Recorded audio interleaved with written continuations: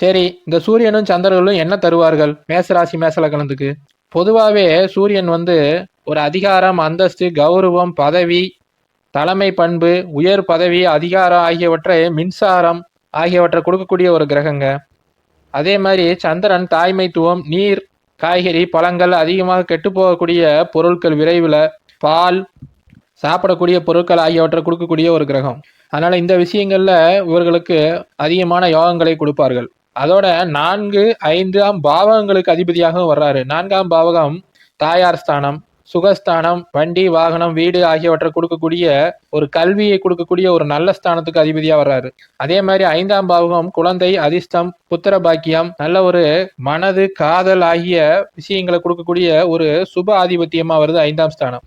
அதனால மேலே இருக்கக்கூடிய இந்த விஷயங்கள்ல எல்லாத்துலேயுமே அவர்கள் நன்மையை தருவார்கள். சரி, எப்ப தருவாங்க? அவர்களுடைய திசையிலையோ அல்லது அவர்களுடைய புத்திகள்லையோ தான் கொடுப்பாங்க. பொதுவா இந்த கிரகங்கள் நன்றாக இருக்கும்போது வாழ்நாள் முழுவதும் அந்த ஜாதகருக்கு அவருடைய பண்புகள் கிடைத்து கொண்டே இருக்கும்.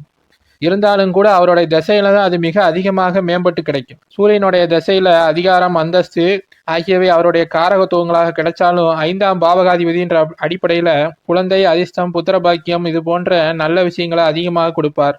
4ஆம் அதிபதியாக வரக்கூடிய சந்திரன் தாயார், நீர், திரவத்தினால் ஆன பொருட்கள் ஆகியவற்றை கொடுக்கிற அவரே இந்த கல்வி, நல்ல வீடு, வண்டி, வாகனம் ஆகியவற்றை கொடுக்கக்கூடிய 4ஆம் அதிபதியாக வரனால அவற்றையும் சேர்த்து கொடுப்பார் அவருடைய திசையில. அதே மாதிரி ஒவ்வொரு திசையிலையும் சந்திரனுடைய புத்திகள் வரும்போதும் இவைகள் அதிகமாக கிடைக்கும். சரி, எந்த இடத்துல இருந்தா என்ன மாதிரி பலன்களை கொடுப்பாரு? இப்ப